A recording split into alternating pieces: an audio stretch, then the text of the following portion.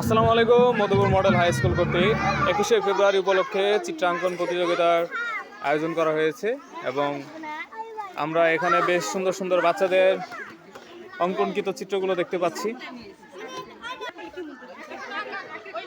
এটা কি? এটা শহীদ মিনার, তাকে অনেক সুন্দর।